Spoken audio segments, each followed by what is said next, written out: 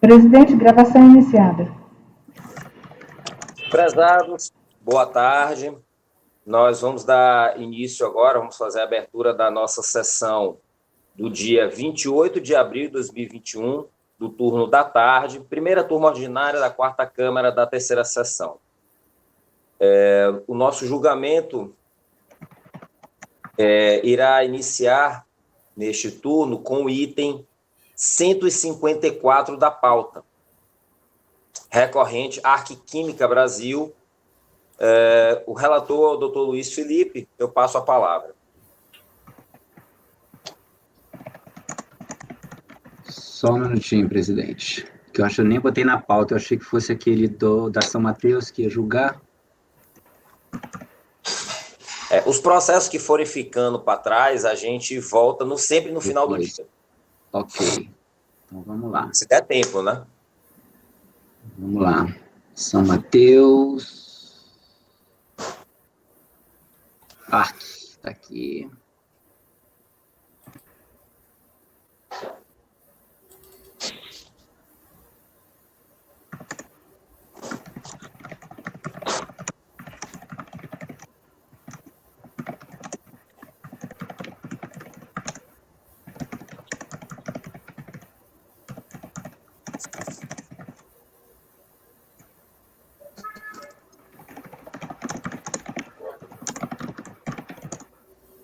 Presidente, esse é um processo que tem muitas indas e vindas. Eu vou passar o relatório nos pontos, assim, até para eu me lembrar também, ok? Tudo bem, claro. É um processo de despacho decisório eletrônico, onde ele questionou inicialmente... Sim? Eu acho que o áudio da doutora Fernanda está aberto. Teclados. É um PERDECOMP, despacho decisório eletrônico, ele tinha requerido um crédito de R$184 mil, foi tendo sido reconhecido apenas R$81 mil, tendo homologado parcialmente compensação declarada. Esse DECOMP, ele tinha sido, antes do despacho, baixado para tratamento manual. Informação fiscal de folhas 475 e 479, promovida saídas de produto, ele constatou-se que ele tinha dado saída a produtos com uma classificação fiscal que a fiscalização entendia que estava equivocada, então foi feita a glosa. Falta de destaque do imposto correspondente aos seguintes valores do imposto não lançado para cada mês foram incorporados os demonstrativos de crédito, do IPI, as folhas 50. Além disso, sistema de controle de crédito, compensações e SCC, tratamento eletrônico, constante demonstrativo de apuração após o período de ressarcimento, folha 51 e 52, efetuou a apuração do menor saldo credor em virtude de utilização integral ou parcial na escrita fiscal do saldo credor passivo de ressarcimento em períodos subsequentes ao trimestre de referência, até a data da apresentação do PERDECOMP. E aí, na sequência, a manifestação de inconformidade, eu vou pular. DRJ Ribeirão Preto considerou parcialmente procedente a manifestação de inconformidade, pelo entendimento de que somente são passíveis de glosa na escrita fiscal os créditos indevidos à luz da legislação tributária e que não existiria possibilidade de transformação em glosa de crédito, débito e imposto apurado em procedimento fiscal. Então, ela deu parcial provimento. Em relação ao saldo credor de cada trimestre, apurado mediante confronto de créditos e débitos, sendo passíveis de glosa os créditos ressarcíveis não admitidos e os créditos não ressarcíveis, o estorno montante do pleito é feito a adaptação do DECOMP. E considerou que tinha sido parcialmente absorvido nos períodos subsequentes e que também não haveria cerceamento de direito de defesa. Devidamente cientificada e não resignada, interpôs o presente recurso voluntário, por meio do qual alega em síntese que teria demonstrado em sua manifestação de conformidade que o demonstrativo de créditos e débitos e ressarcimento do IPI, que instruiu o despacho decisório de folhas 49, indicaria valores de crédito de IPI lançados na escrita fiscal e tidos pela fiscalização como não passíveis de ressarcimento, servindo apenas de compensação com o próprio IPI devido nos períodos de apuração compreendidos no quarto trimestre, calendário de 2003, mas inexistiria nos documentos elaborados pela digníssima federação, entregues ou disponibilizados à recorrente, qualquer informação acerca das razões pelas quais os créditos indicados na coluna F, demonstrativos de créditos e débitos e ressarcimento do IPI, não seria passível de ressarcimento, o que, por óbvio, constituiria, segundo a recorrente, nítido cerceamento do direito de defesa. Teria transcorrido o prazo legal que estabelece a homologação tácita, declaração de compensação, estabelecido no artigo 74, parágrafo 5 da Lei 9.430, pois, no presente caso, haveria clara substituição à hipótese legal de homologação tácita da DECOMP, transmitida em 18 de 10 de 2004, porque, para afastar os fundamentos decididos do despacho decisório, a Delegacia da Receita Federal de Sorocaba, DRF Sorocaba, retiraria deste despacho um requisito de validade do ato administrativo, qual seja a sua motivação, e com isso cancelaria o referido despacho, que deixou de gerar qualquer efeito jurídico e válido, isso aí nas próprias palavras da recorrente. E, posteriormente, também nas palavras da recorrente, então, quando fosse prolatado um novo despacho decisório pela DRF Sorocaba, certamente já haveria se passado não apenas 5 anos, mas no mínimo 13 anos da data da transmissão do DECOMP. A revisão do despacho decisório pela autoridade fiscal para proferimento de um novo parecer com outro fundamento resultaria inexoravelmente em alteração de critério jurídico do ato administrativo, que também significaria sua nulidade, de forma que, abro aspas, claro está que o despacho decisório de 49 é nulo, em razão de vício em sua motivação, e em razão disso não pode ser convalidado sem a sua substituição por um novo ato administrativo, o que, caso fosse possível, resultaria na ocorrência da homologação tácita da DECOMP, que é o objeto presente do processo. Continua recorrente, sustentando que, apesar de cabalmente demonstrado que o saldo credor do IPI em 31 de 2 de 2003, no valor de R$ 184 mil e pouco, seria integralmente passível de ressarcimento, que a DRJ Ribeirão Preto manteve o entendimento da fiscalização, deixando de recolher o crédito pleiteado, mas tal entendimento não corresponde à realidade dos fatos, pois, conforme já demonstrou na manifestação de conformidade, por meio da juntada de apuração do IPI, o montante do saldo credor do IPI relativo ao quarto trimestre calendário de 2004 não foi utilizado nos períodos subsequentes de apuração do imposto, sendo, por sua vez, passível de ressarcimento com compensação, apontando em seu recurso voluntário supostas divergências com saldos credores dos trimestres calendários de 2004 apurados pelo despacho decisório. E, por fim, entende que o crédito cujo ressarcimento deixou de ser originalmente reconhecido pela DRF Sorocaba e que foi reconhecido extemporaneamente da decisão ACO, além de eventual crédito reconhecido por este Conselho, deve ser atualizado monetariamente com base na taxa Selic, calculada desde a data do protocolo do pedido de ressarcimento ocorrido em 18 de 10 de 2004. Então, esse é o relatório, presidente. Posso passar o voto? Pode sim, claro. Recurso é tempestivo e atende aos demais pressupostos de admissibilidade, só acho que dele se pode tomar conhecimento. A recorrente preliminarmente defende a ocorrência de homologação tácita de sua declaração de compensação. É uma arguição nova que eu estou reconhecendo de ofício, né? Também está a preliminar de nulidade que eu vou tratar agora. A recorrente traz como parte de sua argumentação de defesa a ocorrência de cerceamento de defesa ensejando a nulidade do despacho decisório. Trago aqui as disposições do PAF. Sobre essa ótica, não vejo qualquer vício ou mácula que possa invalidar o despacho decisório da Delegacia da Receita Federal do Brasil em Sorocaba, DRF Sorocaba, de folhas 49, que homologou parcialmente as compensações declaradas. Referido despacho decisório, cumpre todos os requisitos legais e formais, além de possuir todo o escopo fático e jurídico necessário ao exercício contraditório da ampla defesa. Dele constam expressamente identificação do seu direito passivo, número do perdecondicionais, descrição dos fatos, fundamentação legal, termo de intimação, identificação da autoridade atuante, bem como cargo, nada havendo que pudesse prejudicar o direito de defesa do contribuinte. Nela está escrito o enquadramento legal e também se encontra a fundamentação da decisão, ficando claro que foi constatado que o saldo credor passivo de ressarcimento seria inferior ao valor pleiteado em decorrência da utilização integral ou parcial na escrita fiscal do saldo credor passivo de ressarcimento em períodos subsequentes ao trimestre em referência até a data do decomp, além de glosa de créditos considerados indevidos em procedimento fiscal. Deixa claro ainda que detalhamentos da análise de crédito da compensação do saldo devedor são disponíveis para consulta no sítio da Receita Federal do Brasil. Não existe, assim, qualquer indício que denote vício irremediável. Foi emitido pela autoridade competente, à vista de informações extraídas e declarações preenchidas pelo próprio recorrente, sendo consignado de forma clara e objetiva motivos pelos quais não se homologou a compensação declarada. Também não vejo qualquer exercício ou prejuízo desse direito, ao contrário, vem exercendo tal direito em plenitude, foi cientificado que motivou a homologação parcial, e teve ao longo do presente litígio diversas oportunidades de juntar os autos, documentos e informações que entende capaz de reverter a decisão. Compreendeu os fundamentos que deram suporte à não homologação pela autoridade competente, no mérito, reverteu em parte a glosa sofrida do julgamento de primeira instância do contencioso. Não vejo, assim, qualquer cerceamento para ausência de clareza, nem prejuízo do exercício contraditório.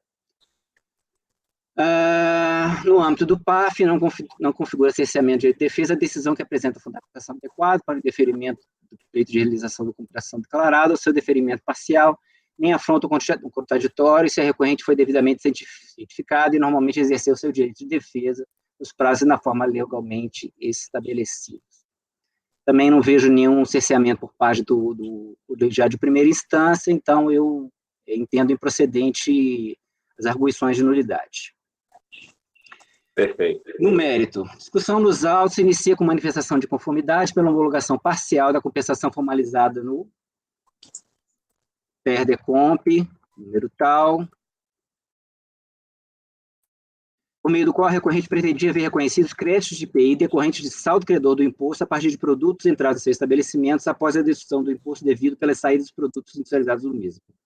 A compensação declarada não foi integralmente homologada pela unidade jurisdicionante, DRF Sorocaba, o qual a unidade informou ter constatado que o saldo credor passivo de ressarcimento em período subsequente do trimestre em referência seria insuficiente para compensar as compensações declaradas. Assim, dos 184.252 que pretendia a recorrente utilizar para compensar o débito do DECOMP, somente foram reconhecidos 81.856,75, insuficiente para homologar totalmente a compensação.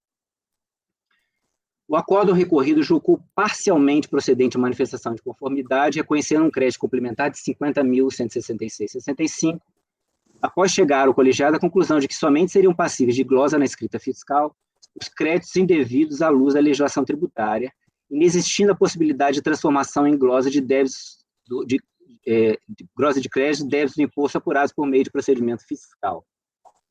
Inicialmente, a recorrente insurge contra a decisão recorrida, arguindo que teria ocorrido a homologação tácita da DECOMP com o fulcro do parágrafo 5º do artigo 74 da 9.430. Medida provisória 66/2002, convertida na Lei 10.637, introduziu o artigo 74 da Lei 9.430, que instituiu a DECOMP, também parágrafo 5º, estabelecendo que a compensação declarada, a RFB, extingue o crédito tributário sob condição resolutória de ulterior homologação. Neste foi introduzido prazo legal de 5 anos, contrato da entrega da homologação. Tá aqui, trago a transcrição.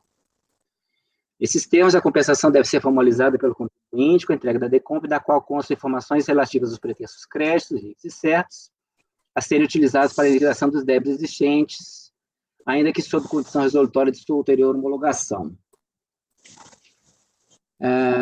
No caso dos autos, a recorrente transmitiu PER-DECOMP, objeto de processo em 18/10/2004, e teve a compensação pretendida parcialmente homologada pela autoridade competente de despacho decisório de 20/07/2009, antes, portanto, da ocorrência da homologação tácita estabelecida pelo parágrafo 5º do artigo 74 da Lei 9.430/96. O despacho decisório que não homologou a declaração de compensação é vigente, produz efeitos, está sendo questionado por meio do presente contencioso, tendo sido, inclusive, parcialmente reformado pela autoridade julgadora de primeira instância, que deu parcial provimento à manifestação de conformidade e ensejou a homologação parcial do DECOMP, objeto do presente processo. Quanto à alegação de mudança de critério jurídico, não consta dos autos qualquer ato administrativo de anulação ou cancelamento do espaço decisório de folhas 49 pela DRF Sorocaba, como parece entender a recorrente. Tampouco a emissão de novo despacho decisório 13 anos depois, época da emissão do acordo recorrido. Não há de se falar assim de mudança de critério jurídico. A recorrente também defende a reforma do acordo recorrido sob argumento de que haveria suficiência de crédito de IPI, gerado nos períodos de janeiro a setembro de 2004 para compensação dos débitos do imposto no referido período, por entender que o saldo credor do IPI, em 31 de 2003, no valor de 184 mil, seria integralmente passível de ressarcimento. Como corretamente salientou a decisão corrida, o valor de saldo credor de 184.252 de dezembro de 2003 foi absorvido por saldo devedor ocorrido no período de apuração entre o quarto trimestre de 2003 e a transmissão do PERDECOMP efetuada em 18 de 10 de 2004. No meu entender, o julgado demonstra com clareza o ocorrido, mesmo após a reversão da glosa que promoveu, com a demora na transmissão do PERDECOMP, visto que o saldo credor ressarcível no trimestre torna-se não ressarcível nos períodos subsequentes e passível de compensação, preferencialmente com os débitos desses períodos. Eu vou ler somente as partes em negrito. A glosa, no importe de 50.166,65, deve ser revertida. O montante do saldo credor passível antes da apuração do menor saldo credor passa a ser de 184.252,96, conforme descrito abaixo. Em primeiro lugar, é importante esclarecer que a legislação do IPI não permite o ressarcimento de todos os créditos lançados na escrita do contribuinte, mas apenas daqueles para os quais essa modalidade de ressarcimento é expressamente autorizada, como é o caso, por exemplo, do artigo 11 da Lei 9779 de 2009, braço das escritas. Os créditos não passíveis de ressarcimento do IPI, aqueles decorrentes de outras aquisições entradas no estabelecimento detentor do crédito, distinta daquelas que dão direito ao crédito passível de ressarcimento, em que pese não poderem ser ressarcidos compensados na forma do artigo 74, podem ser mantidos na escrita fiscal do IPI para a dedução dos débitos pelas saídas futuras. A identificação e rejeição dos créditos não ressarcíveis foi encetada em tratamento eletrônico no âmbito do SCC, segundo os dados de entrada e aquisições informados pelo declarante no PERDECOMP transmitido. Ademais, são considerados também como créditos não ressarcíveis os saldos credores ressarcíveis acumulados em trimestres calendários anteriores mantidos na escrita. Para a apuração do valor a ressarcir, referente ao trimestre calendário determinado, deve ser calculado o valor do saldo credor passivo de ressarcimento relativo a esse período, ou seja, nem sempre o valor do crédito passivo de ressarcimento será o valor ressarcível ao contribuinte, pois diante da apuração dos débitos por saída do período, após a utilização prioritária dos créditos não passivos de ressarcimento acumulados, remanescendo o débito, os créditos passivos de ressarcimento acumulados serão utilizados.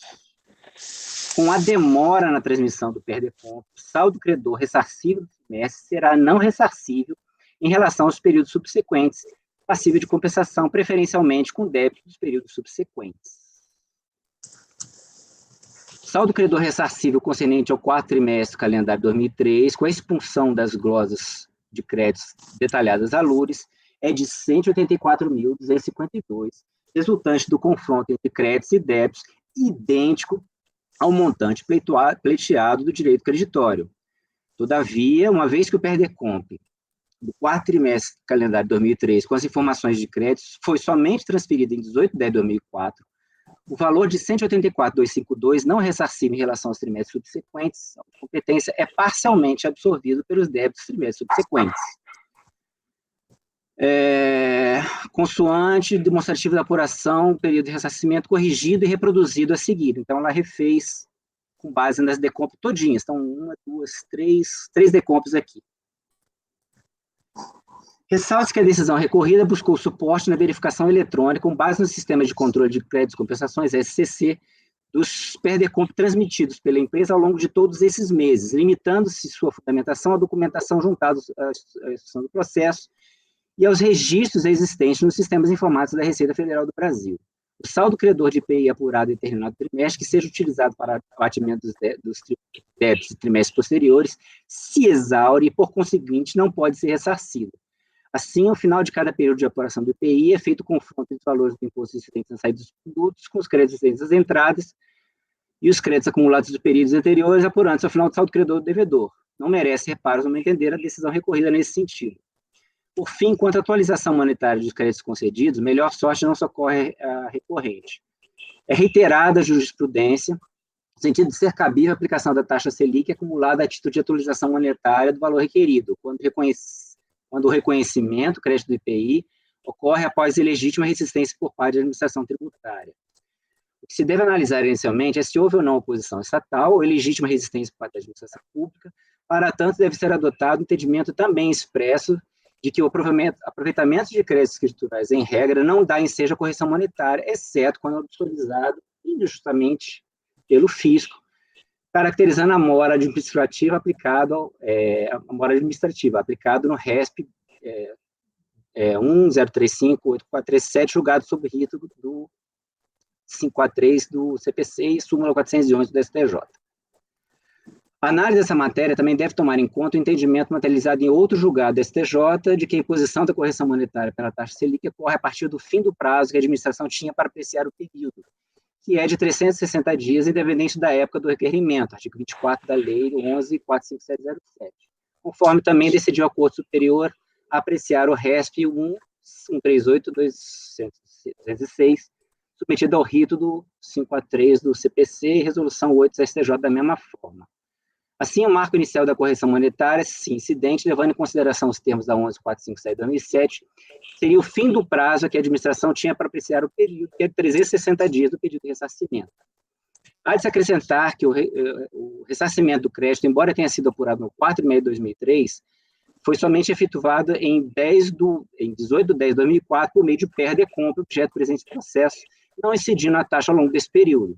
Por tratar-se de declaração de compensação, nas quais o crédito indicado é compensado com débitos do próprio contribuinte, sob condição resolutória de posterior homologação, não se trata de solicitação administrativa em que a autoridade deva obrigatoriamente responder dentro do prazo indicado, e sim de uma declaração sujeita a prazo de homologação. Nos casos de decompro, portanto, só se aplica a taxa Selic após 360 dias da apresentação do pedido de ressarcimento e até o momento da transmissão da decompro, declaração de compensação a ele vinculada. No caso dos autos, portanto, considerando que o pedido de ressarcimento foi combinado com a declaração de compensação de decompro transmitido pela empresa, não há de se falar em atualização monetária, farta jurisprudência nesse sentido. Dessa maneira, entendo que não há fundamento para a reforma da decisão recorrida, devendo ser negado provimento a recurso voluntário. Como voto, presidente. Perfeito, Luiz Felipe. Alguém diverge? Acordam os membros do colegiado, por unanimidade de votos, em negar provimento ao recurso. São 14-4. Então, eu vou pedir agora a Ana Tereza para que verifique se a doutora Joana F. já está presente, a patrona do item 134 a 146, por favor. Ok, presidente, farei a convocação.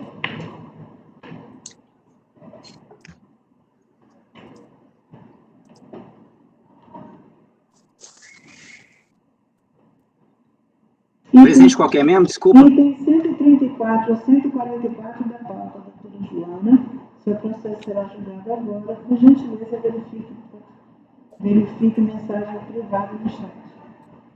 Já nem preciso te responder, né?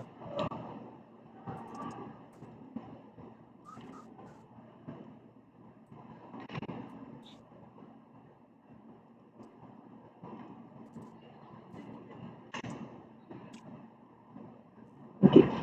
Presidente, patrona convocada. Obrigado.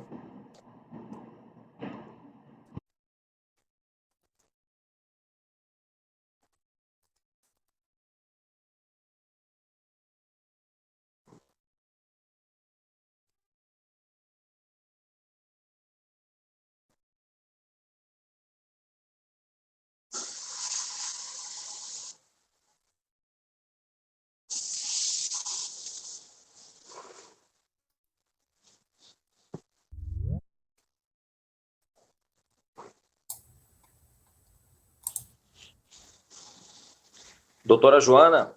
Oi, boa tarde a todos. Boa tarde, como vai? Seja bem-vinda. Muito obrigada, tudo bem? Espero que estejam todos bem também. Todo mundo com saúde, graças a Deus. Isso aí, é o que importa. Com certeza. Doutora Joana, a senhora está como patrona da recorrente Renosa Indústria Brasileira, não é? Isso, são os itens... Isso. Tá, desculpa. Os itens 134 e 145. O doutor Ronaldo, ele vai... A senhora já conhece o nosso procedimento, né? O doutor Ronaldo irá fazer a leitura do relatório, em seguida a senhora terá 15 minutos para a sua exposição, a palavra retorna ao conselheiro para ele proferir o voto. E, em seguida, vamos abrir debates, e se a senhora tiver algum esclarecimento sobre fatos, a senhora pode solicitar a palavra mais uma vez. Tá ótimo, agradeço. Com a palavra o relator.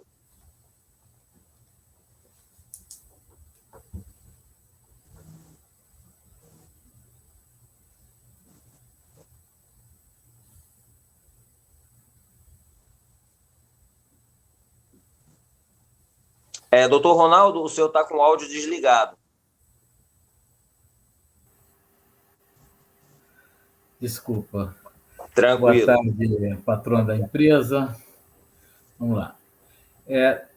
Trata-se de manifestação de conformidade. Isso aqui é o relatório que eu estou reproduzindo da primeira decisão, né? Depois eu vou falar do recurso voluntário.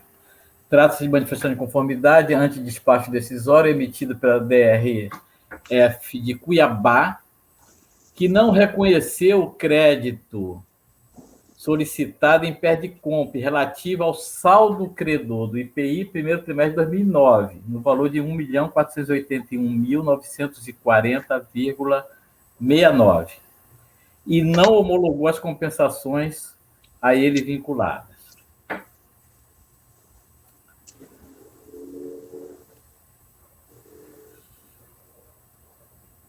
Acompanha o despacho decisório de análise de crédito os demonstrativos de crédito e débito de apuração do saldo credor ressarcível do crédito reconhecido para cada Perdicomp.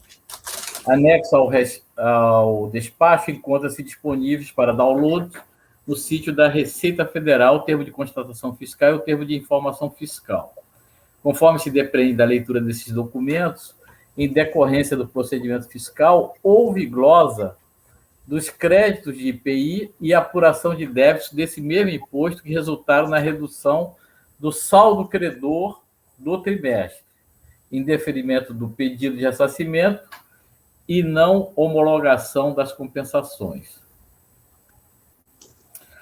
Também, do mesmo procedimento fiscal, resultou o auto de infração controlado no âmbito do processo administrativo número 10.183.721.209/2013-96, que abrangeu os períodos compreendidos entre agosto de 2007 a março de 2012. O referido auto de infração apurou um crédito tributário que totalizou R$ 143.771 143.771.298,62 na data da sua formalização. Após julgamento de primeira instância, o crédito tributário foi parcialmente reduzido, sendo por isso objeto de recurso de ofício. Cientificado o resultado do julgamento, o interessado protocolizou recurso voluntário ao CARF. Em sessão de 23 de abril de 2019, da terceira sessão de julgamento da segunda turma ordinária, foram julgados 2 recursos e exarado o acordo 3302.006.773.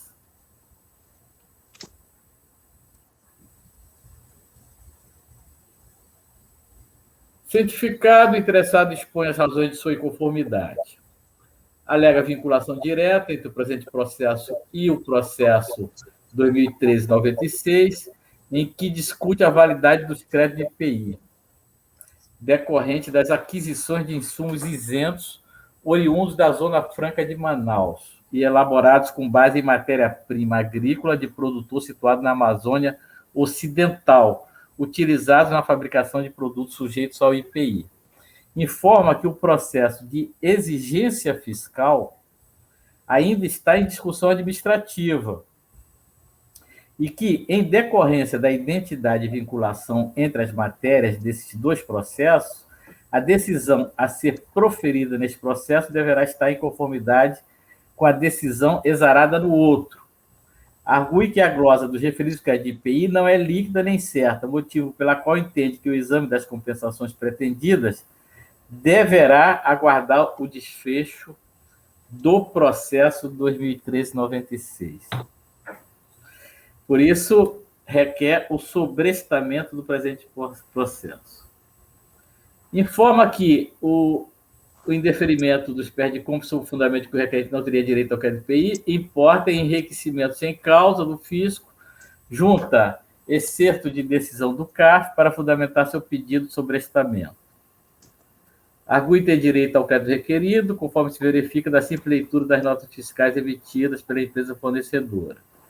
Entende que a resolução SUFRAMA e o parecer técnico 224/2007 são documentos suficientes para garantir o usufruto dos benefícios fiscais, previsto no artigo 6º do Decreto-Lei 1435 de 1975.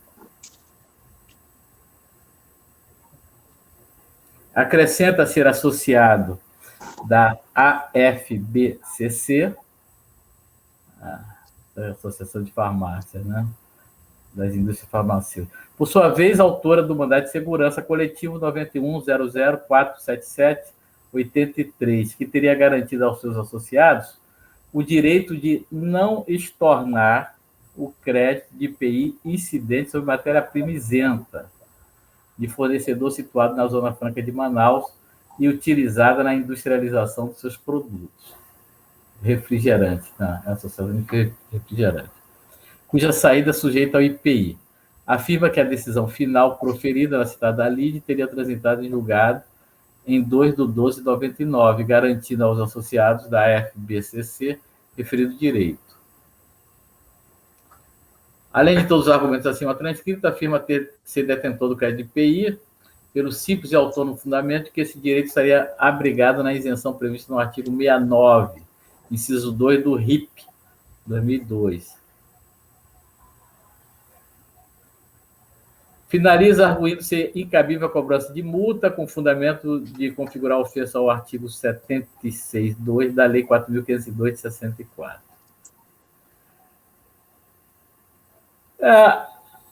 A DRJ, na análise desse primeiro recurso do contribuinte, negou o sobrestamento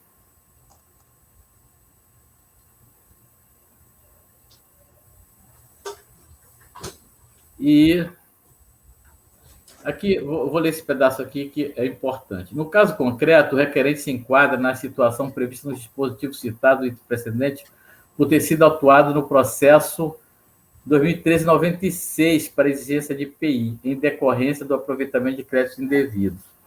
No referido processo, cuja matéria correlata ao objeto deste processo, houve glosa de créditos indevidos de IPI e apuração de saldos devedores. Aqui o relatório é importante demonstrar essa conexão entre esses dois processos. O processo de autuação e exigência do IPI, como bem alega o interessado em sua manifestação de conformidade, ainda não está totalmente findo na esfera administrativa.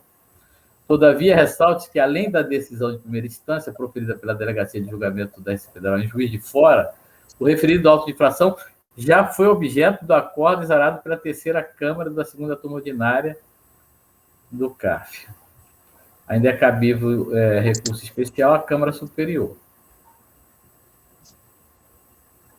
No recurso voluntário, a empresa volta com mais ou menos as mesmas argumentações, depois a patrona da empresa vai complementar, se for o caso, mas, no final, aqui, ele pede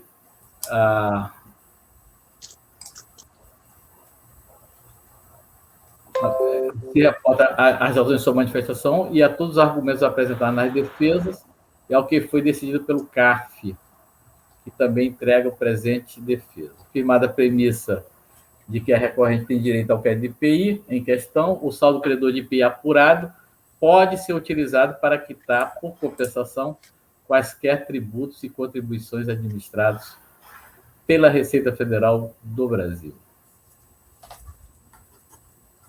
É o relatório, senhor presidente. Perfeito, doutor Ronaldo, muito obrigado. Doutora Joana, são 14h16. A senhora tem 15 minutos. Boa tarde, senhores conselheiros. Agradeço ao excelente relatório feito pelo conselheiro relator. Só para esclarecer que essa sustentação ela vai abranger do item 134 da pauta até o 146, tá? Todos esses processos. Como visto, aqui está tratando de processos de compensação, tá? A recorrente, ela apresentou pedidos de ressarcimento de IPI relativos aos saldos credores do primeiro trimestre de 2009 ao primeiro trimestre de 2012, e declarações de compensação para utilizar os referidos saldos credores de IPI para compensar tributos federais. Esses saldos credores de IPI, eles têm origem na aquisição de insumos isentos oriundos da Zona Franca de Manaus. Como foi relatado pelo conselheiro relator, após a transmissão dos pedidos de ressarcimento e dessas compensações, a recorrente ela foi intimada da lavratura do auto de infração pela Delegacia da Receita Federal de Cuiabá no processo administrativo 10.183.721.209/2013-96. Nesse auto de infração, a Receita ela glosou o crédito de IPI da recorrente e ela exigiu o respectivo imposto que teria sido recolhido a menor em razão desse creditamento, tá? Esse auto ele abrange o período de agosto de 2007 a março de 2012, que é justamente o período compreendido aqui em discussão nos saldos credores nesses processos de compensação. Após a ciência desse auto de infração, a mesma autoridade ela proferiu os despachos decisórios que estão sendo tratados aqui, e nesses despachos decisórios foi utilizado como fundamento para indeferir o ressarcimento e não homologar as compensações a glosa realizada no auto de infração desse processo final 2013-96. Inclusive, o que acompanha o despacho decisório é exatamente o mesmo termo de verificação fiscal que foi utilizado pela Receita no processo do auto de infração. A recorrente ela apresentou manifestações de inconformidade e a DRJ ela manteve os despachos decisórios exatamente pelo motivo já expresso pelo relator.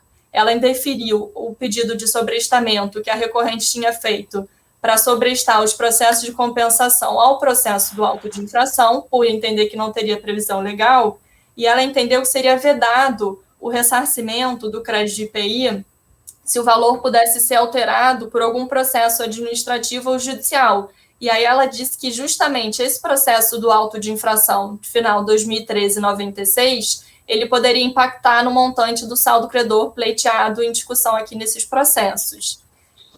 E aí o que é importante pontuar é que a recorrente ela já noticiou nos autos de todos esses processos em julgamento.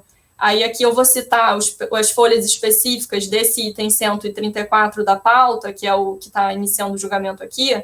As folhas 718 a 720 consta a informação de que o auto de infração ele já foi definitivamente julgado e ele já foi encerrado de forma favorável para a recorrente. O auto de infração, inclusive, o processo já foi arquivado em 31 de outubro de 2019. Então, o auto foi cancelado, a glosa foi revertida, foi reconhecido o crédito de IPI no processo do auto de infração. Então, consequentemente, os saldos credores de IPI aqui em discussão, eles devem ser reconhecidos e homologados as compensações e deferido o pedido de ressarcimento, justamente porque o único fundamento do despacho decisório era a glosa do crédito IPI realizada no auto, e essa glosa ela já foi definitivamente cancelada, e o processo do auto de infração, como eu já disse, ele está arquivado desde 31 de outubro de 2019. O CARF, eles têm diversos precedentes, inclusive dessa própria turma, no sentido de que a sorte do processo de compensação está vinculado ao que foi decidido no processo do auto de infração. E aqui eu vou pedir licença para a turma, vou ser bem breve, mas eu vou ler um trecho da ementa do acórdão até de relatoria do conselheiro Lázaro, que é o acórdão 3401-008-108, de 23 de setembro de 2020. E aí, nesse processo, a turma decidiu exatamente isso. Ela aplicou o resultado do processo do auto de infração no processo de compensação. A ementa diz o seguinte: compensação, saldo credor reduzido indevidamente. Sendo cancelado o débito lançado de ofício no processo referente ao auto de infração, este valor deve retornar à escrita fiscal e ser refeita a apuração do IPI, a fim de se verificar o novo saldo final do período, influenciando diretamente no processo referente à homologação da compensação, por ser questão prejudicial de mérito. Nesse sentido, tem diversos outros acordos, vou pedir licença para ler só mais um, que é o Acórdão 3402-003-120, de 23 de junho de 2016, da relatoria do conselheiro Jorge Omiro Locke Freire, que diz o seguinte: compensação, vinculação ao lançamento. O destino da compensação vincula-se ao decidido no processo, cujo objeto é o lançamento do IPI que glosou os créditos que foram compensados, refazendo a escrita do IPI e lançando eventual saldo devedor. Assim, invalidado o lançamento que abarca o período de apuração do crédito compensado por decisão do CARF, em decorrência, restitui-se o crédito à escrita fiscal e homologa-se a compensação feita com arrimo naquele recurso provido. Portanto, senhores conselheiros, diante do cancelamento do auto de infração, que eu repito, era o único fundamento para o indeferimento do pedido de ressarcimento e não homologação das compensações, deve ser automaticamente reconhecido o saldo credor aqui em discussão e homologadas as compensações e deferido esse pedido de ressarcimento, porque a glosa já foi totalmente cancelada, então aquilo que era saldo devedor deixou de ser saldo devedor, retornou para a escrita do contribuinte e ele tem direito a aproveitar esse saldo credor de IPI. E aí eu queria só destacar um fato que é importante também, que além do cancelamento do auto, que já o processo já foi arquivado, a matéria em discussão do saldo credor de IPI, ele é relativo, ele tem origem na aquisição de insumos isentos oriundos da Zona Franca de Manaus. E aí, como os conselheiros já sabem, o Supremo já decidiu essa questão no RE 592891, que foi julgado sob a sistemática de repercussão geral. O Supremo fixou a tese de que há direito ao creditamento decorrente da aquisição de insumos isentos da Zona Franca de Manaus. Esse RE, ele já transitou em julgado, já tem certidão de trânsito do dia 18 de fevereiro de 2021. A PGFN já incluiu na lista de dispensa de contestar e recorrer. A Receita também já incluiu na relação de decisões vinculantes. E o próprio CARF também, como vocês sabem, também já incluiu na relação de decisões vinculantes para o Conselho. Então, por ser uma decisão tomada sob a sistemática de repercussão geral, já definitiva, essa decisão ela é de observância obrigatória nos termos do artigo 62 do Regimento Interno do CARF. Portanto, senhores conselheiros, seja em razão do cancelamento do auto de infração, que, como eu repito, era o único fundamento para os despachos decisórios, e esse auto de infração já foi definitivamente cancelado, e todas essas compensações estão vinculadas a esse auto de infração, e em razão da decisão do Supremo, que é vinculante para o CARF, que já reconheceu o direito ao saldo credor de IPI decorrente da aquisição de insumo isento oriundo da Zona Franca de Manaus, a recorrente ela pede o provimento integral de todos os recursos voluntários, dos itens 134 ao item 146 da pauta, e eu permaneço aqui à disposição para eventuais esclarecimentos de fato sobre os processos, e agradeço a todos pelo tempo. Doutora Joana, muito obrigado. Eu só queria pedir à doutora, por favor, o número do acórdão que eu fui o relator? O número, vou repetir aqui, 3401-008.108. Ele é de 23 de setembro de 2020. Muito obrigado, doutora. Com a palavra, o relator. Obrigada, patrona. Muito bons esclarecimentos. Bem, o recurso é tempestivo e vou conhecer porque reúne todos os requisitos.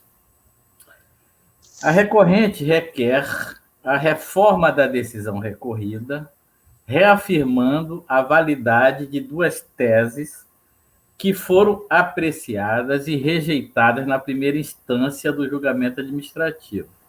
A do sobrestamento e a do crédito já reconhecido em outro PAF. Esse 2013-96 que nós estamos citando aqui. Em decisão definitiva. Primeiro ponto, do sobrestamento. O sobrestamento do julgamento no processo administrativo fiscal, conforme previsto no parágrafo 5º do artigo 6º do anexo 2 da portaria MF 343/05, que aprova o regimento do CARF, é a exceção, pois na regra prevalece o princípio da impulsão de ofício, conforme o artigo 2º da Lei 9784/99, em aplicação subsidiária. cito aí o artigo 2º da 9784 e do RICARF. Observe-se que esta regra do parágrafo 5º do artigo 6º, acima citado, não se aplica, porque os processos, o do auto de infração e este de compensação, estão na mesma seção do CARF. Porque o parágrafo 5º diz: se o processo principal, os decorrentes e os reflexos estiverem localizados em seções diversas do CARF, essa é a hipótese, estão na mesma seção do CARF, a saber, terceira seção de julgamento. E, além disso, já houve decisão de mesma instância relativa ao processo principal, que é esse acórdão que a patrona citou, em cuja parte dispositiva registra-se: acordam os membros do colegiado, por unanimidade de votos, em conhecer parcialmente do recurso voluntário e, na parte conhecida, em lhe negar provimento, e, por unanimidade de votos, em dar provimento parcial ao recurso de ofício para restabelecer o lançamento relativo a dezembro de 2007.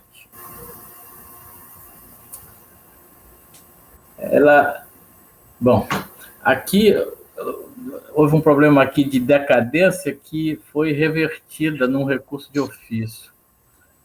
Portanto, além de ser indevida, qualquer ação no sentido de sobrestar o feito apenas procrastinaria a solução do contencioso, o que não se harmoniza com os princípios da celeridade e economia processual. Crédito já reconhecido. Isso aqui que realmente é a parte de mérito que interessa. No mérito, a disputa gravita em torno da interpretação referente à decisão, antes mencionada no processo principal, relativa ao auto de infração de IPI, abrangendo o período correspondente ao pedido de ressarcimento, objeto presente contencioso. Então, por que tem uma quantidade grande de processos? Porque esse auto de infração abrange um período muito grande e tem vários, cada trimestre tem um pedido de compensação aí. Então, impactou nesses pedidos todos. O colegiado de primeiro grau entendeu que a decisão no processo de número 2013-96 era impedimento para o ressarcimento requerido. Seu colegiado de primeiro grau que decidiu esse caso que nós estamos julgando. Ele entendeu que a decisão naquele processo era um impedimento para o ressarcimento requerido. Aí eu estou citando aqui, que diz o seguinte: no caso concreto, o requerente se enquadra na situação prevista do dispositivo, e cita aqui uma instrução normativa, né? No referido processo, cuja matéria é correlata ao objeto desse processo, houve glosa de crédito. O processo de autuação e exigência de IPI, como bem aleva interessado, ainda não está totalmente findo. Então, é aquilo que nós já tínhamos lido. Desse acordo, ainda cabe recurso para a Câmara Superior. Por outro lado, a recorrente entende que a mesma decisão, na verdade, reconheceu seu direito aos créditos fixos de IPI em questão. Então, aqui, nós temos uma disputa sobre o que realmente foi decidido naquele processo de auto-infração. A delegacia interpretou de um jeito e a recorrente está interpretando de outro. Se eu puder só fazer um esclarecimento de fato para auxiliar, o acórdão da segunda turma da terceira Câmara, ele não conheceu em parte o recurso, e aí esse processo ele desceu, porque ele aplicou uma decisão que a recorrente tem no mandado de segurança coletivo. O processo desceu e a delegacia, por meio de uma intimação CEORT, que está justamente citada nas folhas 718 a 720, já aplicou o acórdão do CARF e cancelou integralmente. O processo está arquivado desde o dia 31 de outubro de 2019. Ela já reconheceu integralmente a extinção da totalidade do auto de infração. Perfeito. Por outro lado, a recorrente entende que a mesma decisão, na verdade, reconhecia seu direito aos créditos fictos de IPI em questão. Ocorre que, conforme demonstrado no item 2.5, acima e ao contrário do que afirma a decisão no acórdão 3302006773, ao não conhecer o mérito do recurso voluntário da recorrente, a segunda turma ordinária da terceira Câmara, da terceira sessão do CAF, reconheceu a aplicabilidade da referida coisa julgada, coletiva à recorrente, que assegurou o direito ao crédito de IPI decorrente da aquisição dos concentrados isentos oriundos da Zona Franca de Manaus. É essa a explicação por que o CAF não conheceu, porque Exato. tinha visto aí uma concomitância. Ou seja, o recurso voluntário da recorrente somente não foi conhecido no mérito em razão da concomitância com o mandado de segurança coletivo, restando expressamente reconhecido que a recorrente tem direito aos créditos fictos de IPI em questão, por força da referida coisa julgada coletiva. E essa parte da decisão do CAF é definitiva, tendo em vista que foi remetido para a Procuradoria e tal, não teve recurso, né, dessa parte. Dessa forma, tendo sido reconhecido o direito ao crédito de IPI no processo administrativo 2013-96, em decisão definitiva, deve ser automaticamente reconhecido o saldo credor de IPI em discussão e, consequentemente, deferido o pedido de ressarcimento e homologadas as declarações de compensação, uma vez que deixou de existir o fundamento do despacho decisório. Bem, na verdade, a decisão no acordo citado não adentrou ao mérito do contencioso presente naqueles autos, que é justamente isso que nós já citamos. Unanimidade de votos em conhecer parcialmente e, na parte conhecida, negar provimento. A parte conhecida dizia respeito à decadência que a recorrente pleiteava em maior extensão do que havia sido reconhecido na decisão da DRJ. A parte não conhecida se refere justamente ao mérito do próprio contencioso em razão da renúncia decorrente da opção pela via judicial, como se observa nesta passagem do voto do relator no acordo citado.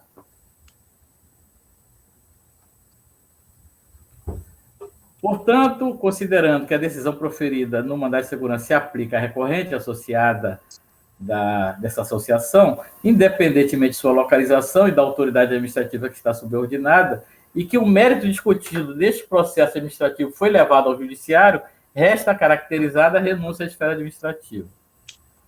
Essa é a razão que o CAF não conheceu daquela parte. E na ementa do acordo transparece a regra que presidiu a decisão quanto ao ponto, que é essa ementa que nós conhecemos bem, da concomitância. Ora, o próprio recorrente noticia que tal decisão quanto ao mérito transitar em julgado no âmbito administrativo. Ou seja, o recurso voluntário da recorrente somente não foi conhecido no mérito em razão da concomitância. E essa parte da decisão é definitiva. Interpreta equivocadamente a recorrente se tal decisão definitiva favorável ao reconhecimento do crédito que havia sido glosado, quando da lavratura do auto de infração e, consequentemente, ao ressarcimento pleiteado nestes autos. Desta forma, tendo sido reconhecido o direito ao crédito, deve-se automaticamente reconhecido o saldo credor do IPI. Todavia, a contribuinte, ao renunciar ao contencioso administrativo, por ter optado pela via judicial, tornou definitivo o crédito constituído no auto de infração, no âmbito administrativo, implicando a definitividade da glosa dos créditos fictos e tornando inviável a pretensão nestes autos de ver reconhecido o direito ao crédito de IPI do período pleiteado. Então, aqui, em termos de decisões, é isso que aconteceu. E é por isso que eu estou negando provimento ao recurso. Agora, essa notícia que a patrona está trazendo, de que lá na delegacia de origem. Na delegacia de origem, bom, eu aqui não abordei, porque aqui a decisão estava presa a essa questão do auto de infração. E o CARF decidiu manter naquele acordo. Então, provavelmente, por questão da decisão judicial, né, é que a delegacia estaria... Eu já abri aqui uma informação fiscal, Ronaldo. Tá, ok, pode... já encerrei. Já encerrou? Já, pode abrir a discussão. No processo... O outro processo de discussão da autuação foi de final de 2013, 96. Isso. Aí dele consta uma informação fiscal, páginas 1669 a 1676, que encerra assim, dessa forma. Último parágrafo. Assim, tendo em vista que todo auto de infração foi feito em relação a glosas de crédito de IPI, em relação aos concentrados de refrigerantes adquiridos da empresa Recofar, e que o CARF, em acórdão de recurso de ofício, reconheceu o direito da recorrente de se beneficiar da decisão judicial transitada em julgado, mandado de segurança coletivo 91.0047734, que deferiu o direito das associadas da impetrante, a BBFFC, a se creditarem do IPI calculado sob insumo isento, concentrado, adquirido em estabelecimento instalado na Zona Franca, conclui que todos os débitos restantes deste processo devem ser extintos em razão dessa decisão judicial.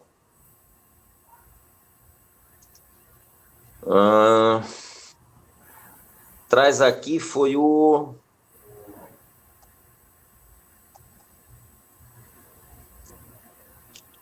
agravo no recurso especial 1.126, 33, o número está incorreto aqui.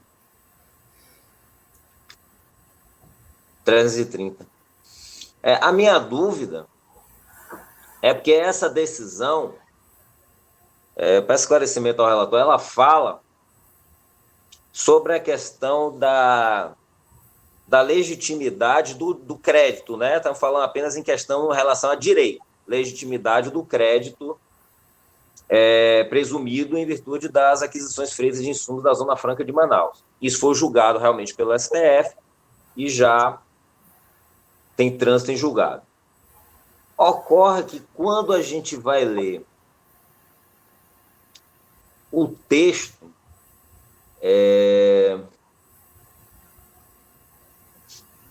do auto de infração, né? Folha 2 a 33 do processo. Aí fala o item 2. Crédito presumido incentivado, indevido, produtos oriundos da Amazônia Central. Aí fala o seguinte: o estabelecimento industrial apropriou-se de crédito do IPI relativo à aquisição de insumos isentos, condicionada a produtos adquiridos da Zona Franca de Manaus, elaborados com base em matéria-prima agrícola de produtor situado na Amazônia Ocidental.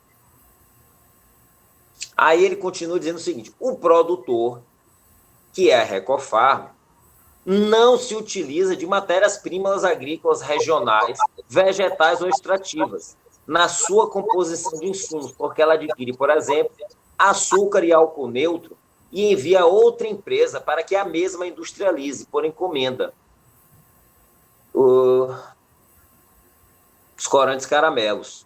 Assim, a Recofarma só utiliza no seu processo industrial produtos industrializados e não matérias-primas agrícolas e extrativas vegetais da produção regional, condições estas necessárias para a filiação de crédito.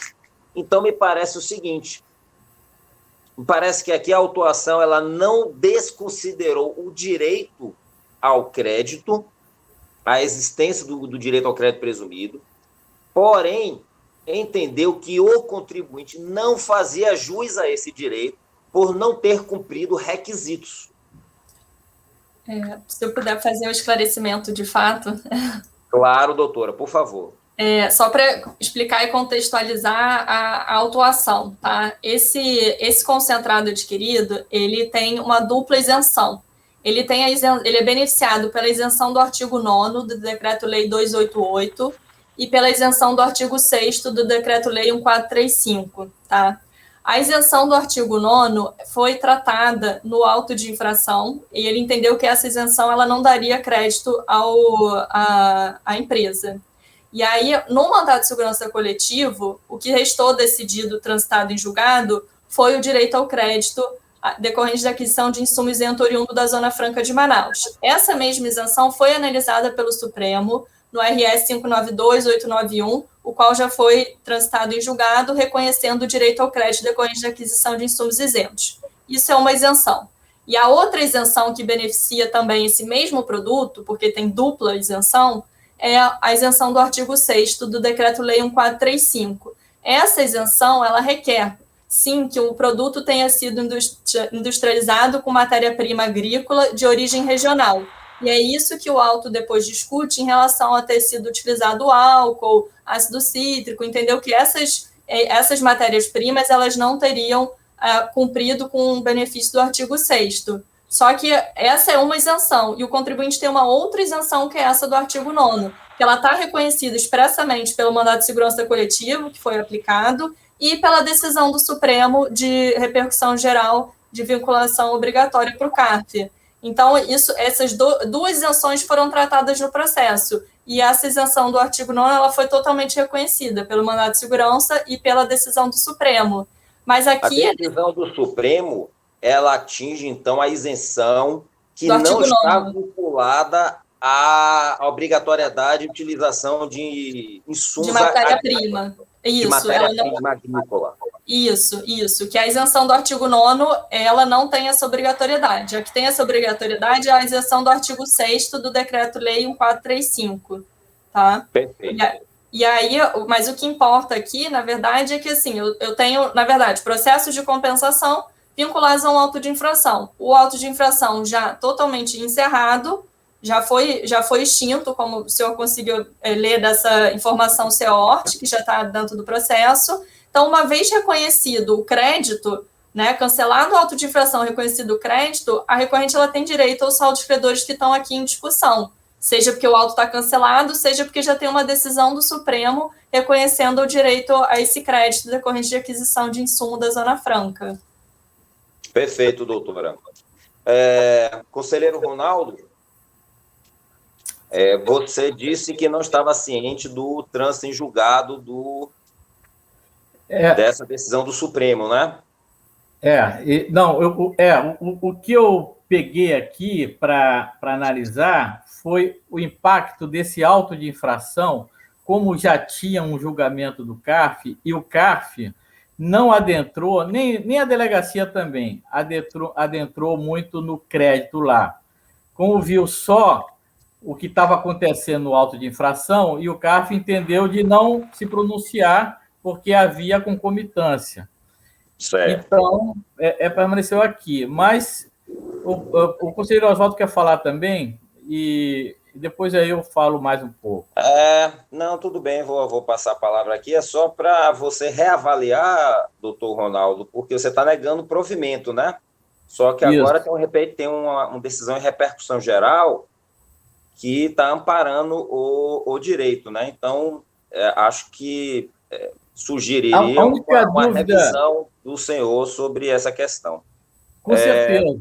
Com certeza. Quando ela, sim, pois não, Ronaldo, fale. A patrona trouxe isso aqui, eu já estou pensando nessa hipótese. A dúvida é só se,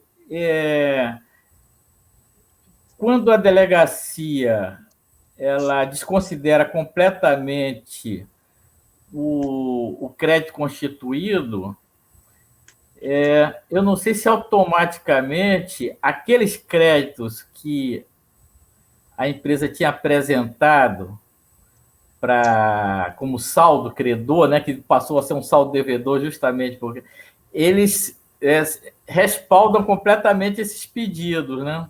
Eu entendo. Você está falando o seguinte, porque pode ser que apenas uma parte dos créditos dele tenha sido deferida, uma parte que seja suficiente para cancelar o auto, mas que não seja suficiente para homologar as compensações. Aí, no caso, o que a gente tem que ver é o fundamento desse cancelamento.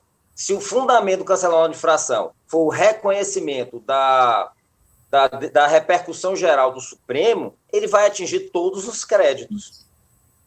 E aí teria que se homologar tudo. Tem que fazer o exame. Eu não me oponho a pedir vistas, eu posso fazer isso, se for o caso, para a gente analisar com mais calma, olhar o outro auto de infração, para ver a repercussão do auto nos processos de compensação. Se o fundamento foi só a repercussão geral, me parece que sim. Doutor Oswaldo, uma palavra. Só um segundo, Ronaldo, por favor, para o Oswaldo se pronunciar. Eu acho que estão me ouvindo? Sim, está azulzinho aqui. É muito próximo do que o conselheiro Lázaro está falando. O auto de infração pode ou não pode implicar, não existe uma vinculação umbilical entre um e outro. O que acontece? No período de apuração, o contribuinte diz assim, olha, eu tenho isso aqui de crédito e isso aqui de débito. E qual é o crédito que ele tinha? Isenção da ZFM. O que a fiscalização disse? Não, você não tem o crédito de isenção da ZFM. E comeu o crédito. Sobrou um débito, ele lançou. É isso.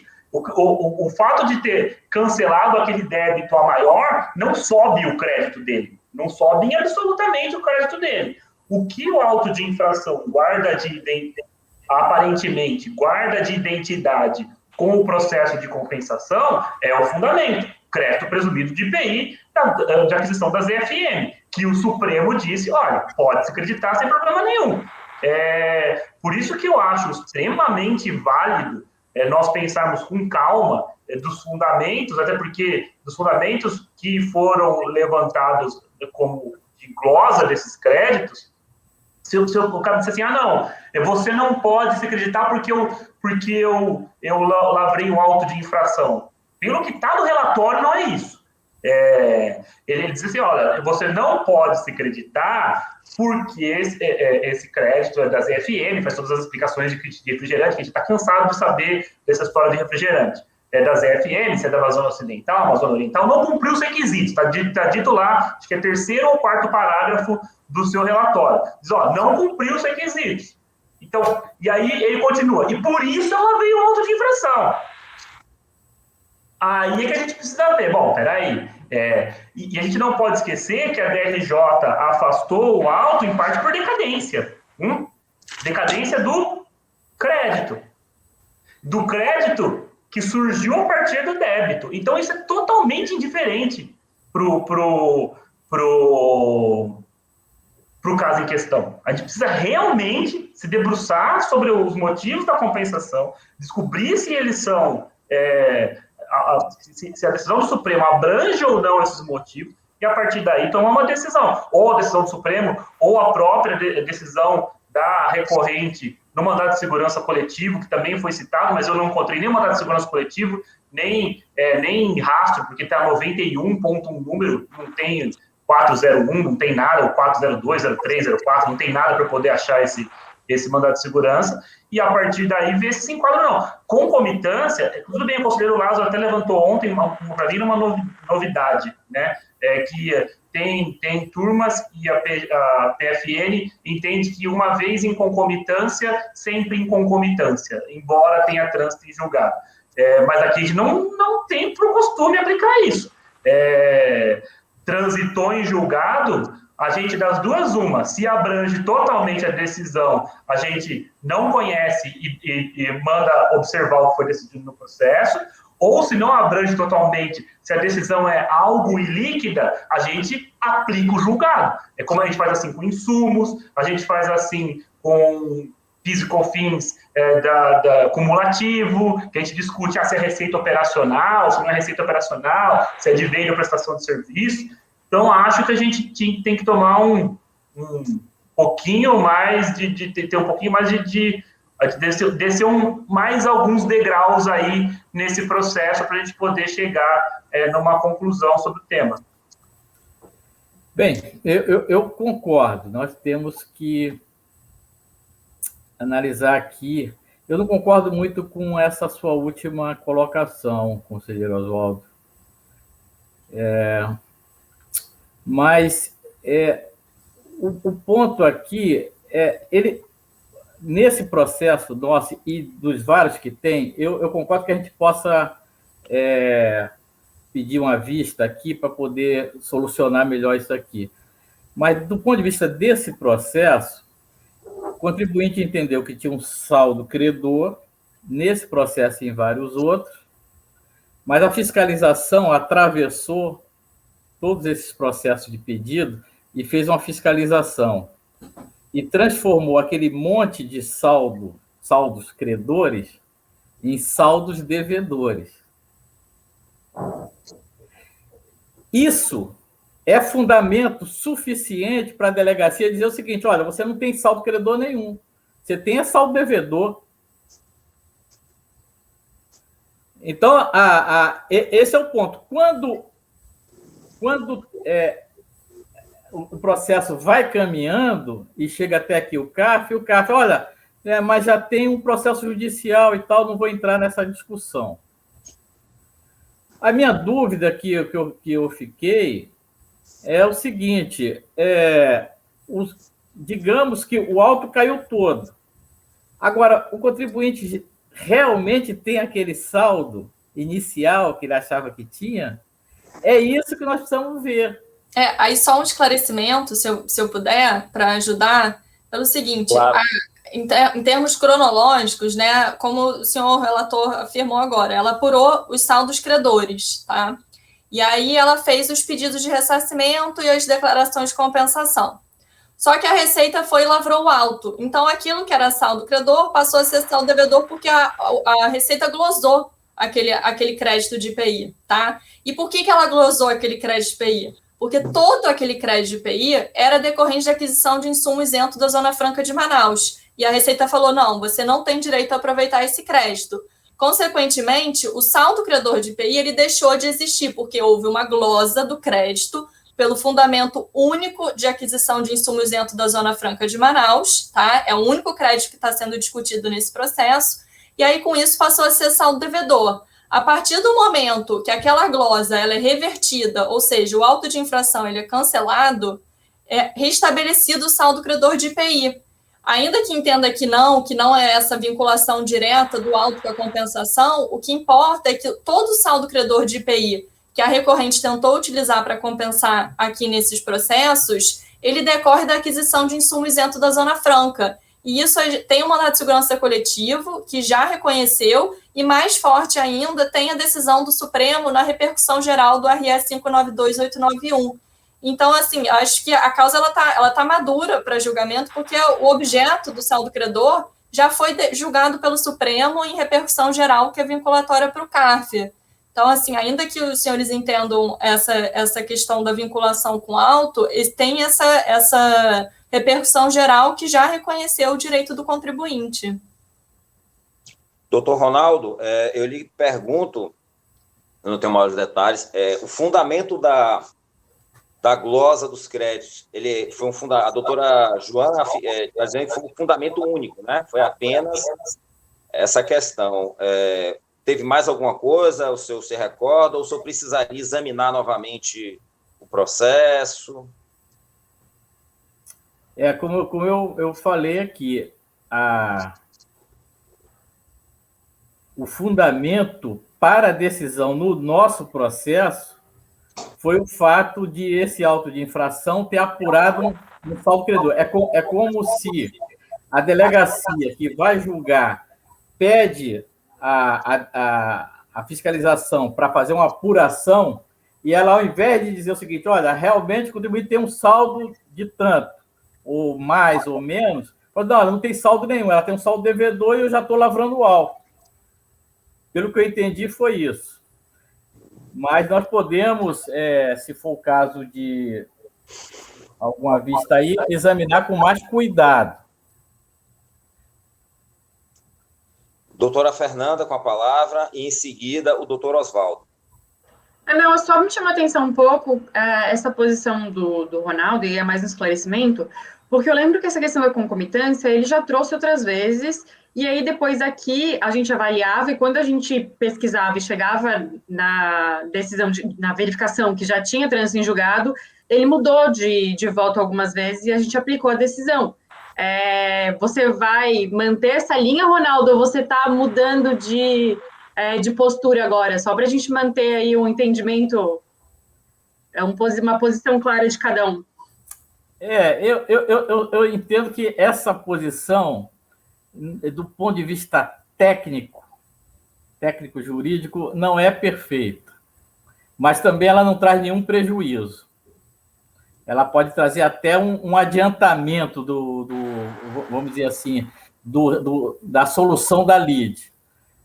Porque, para mim, como o conselheiro Oswaldo falou, para criticar. Uma vez tendo a concomitância, depois não assim, o processo acabou, não tem mais concomitância. Não. Aquilo ali tem uma implicação que você não tem um retorno para uma situação anterior. Mas eu não sei, aqui, vamos fazer uma prévia aqui da que a turma acha, se acha que já está maduro para decidir. Doutor Ronaldo, porque aí a questão aí é outro fundamento, né? Aí, se o senhor entende, pelo menos não foi o que eu vi aqui no voto, mas se entende que vai pela linha da concomitância, de que a gente não tem mais nada a decidir aqui, aí está diferente do fundamento que o senhor colocou aqui no voto, né? Você fez a análise aqui, aí seria um caso de não conhecimento, né? Aí a gente teria que fazer uma linha, a gente colocaria em votação para ver que linha vai prevalecer, se com a decisão mantém a concomitância porque ela não pode ser modificada, ou se o trânsito em julgado revoga a concomitância. Não, presidente, nesse daqui não tem concomitância nenhuma, não. Não, né? Certo. Não, eu não estou pela concomitância. A concomitância teve lá no outro, do auto de infração. Tá. E por isso que o CAF, a turma que analisou, entendeu de não entrar no mérito. Aqui nós estamos julgando o pedido de ressarcimento e a declaração de compensação, né? Nós vamos pedir... Isso aqui não tem concomitância nenhuma, só que aquele auto de infração que foi feito e que apurou débito, ele acabou sendo definitivo. Por isso que aqui nós temos uma variação um pouquinho em relação a essa questão assim, trânsito julgado e tal. Não é bem isso. Porque aqui, o processo aqui não tem nada a ver com aquele judicial, que tem a ver com um outro auto de infração. Mas a informação relevante foi o que a patrona trouxe. Ela trouxe, olha, a delegacia, que o presidente leu aí a informação fiscal. Olha, a delegacia entendeu o seguinte, olha, que esse auto de infração está todo resolvido. Esse, na minha concepção aqui, eu segui essa linha. Esse fundamento aqui de negar sistematicamente o crédito que o contribuinte pleiteou foi em função de ter sido apurado no auto de infração um saldo devedor. Então, naquele período que ele achava que tinha um saldo credor, a fiscalização entendeu que não tinha era saldo devedor. E isso aí respaldou tanto a delegacia o fundamento, então, desse processo que nós estamos julgando é o mesmo fundamento do auto de infração, é isso? Basicamente isso aí. Tá ótimo. Doutor Ronaldo, pois não, desculpa, doutor Ronaldo. Só que ninguém... aquele saldo, em tese, o contribuinte teria direito àquele saldo credor que ele aponta no início. Mas ninguém chegou e disse assim, olha, aquele saldo credor é independente do auto. Vamos admitir o seguinte, não houve auto de infração. Aí alguém analisa aquele saldo credor que ele aponta. Fala assim, olha, esse saldo credor que você tem aqui de 200, na verdade você tem 180. Entendeu? Porque poderia sofrer algum tipo de glosa por outros motivos. Mas era necessário ver isso. Mas como, aparentemente, o único fundamento foi esse, ninguém, depois a delegacia não adentrou mais, nem o CAF adentrou mais, então nós estamos nessa situação. Se a turma entender que está maduro, eu retifico aqui, sem problema. Aí o senhor retificaria para dar provimento, não é isso? Para dar provimento na íntegra, perfeito. citando justamente essa informação fiscal e a repercussão geral. Isso, e combinando com a repercussão geral. Perfeito, doutor Ronaldo. Doutor Oswaldo, com a palavra. Acho que nestes termos que o conselheiro Ronaldo está colocando, eu também o acompanharia. Só acho também que talvez não está batendo esta informação que está no fundamento do auto de infração e no despacho da DRJ também, esse do órgão executor, com o que está no relatório fiscal. Se vocês forem no relatório fiscal, não, digo no relatório do próprio conselheiro Ronaldo. Se vocês forem olhar o primeiro, segundo, terceiro, quarto, quinto parágrafo, está lá dizendo por que foi afastado. Conforme consta no termo de constatação fiscal e no termo de informação fiscal, a motivação para o indeferimento do crédito requerido funda-se essencialmente na impossibilidade de aproveitamento do crédito presumido incentivado. Até aqui, estamos juntos. Segundo ali relatado, o estabelecimento teria se apropriado indevidamente de crédito de IPI relativo à aquisição de insumos isentos condicionados a produtos adquiridos nas FM elaborados com base em matéria-prima agrícola de produtor situado na Amazônia Ocidental. Até aqui estamos juntos. De acordo com o relatório, as condições para usufruir do benefício fiscal não foram integralmente atendidas, motivo pelo qual os créditos oriundos dessas aquisições, e que já haviam sido solicitados pelo interessado por meio da Perdicomp, foram integralmente glosados. Aí que fica assim, o que não foi cumprido exatamente? E, de novo, assim, a gente pode ir a gente está indo por aproximação. Fala assim, o cara já analisou no auto de infração e o fundamento era o mesmo, o fundamento do auto era o mesmo que o fundamento daqui, então, por aproximação, a gente aplica. Agora, a aplicação direta, eu acho que não tem lugar, justamente porque o que nós estamos discutindo aqui não é o quanto contribuinte... Só um parênteses no teu raciocínio.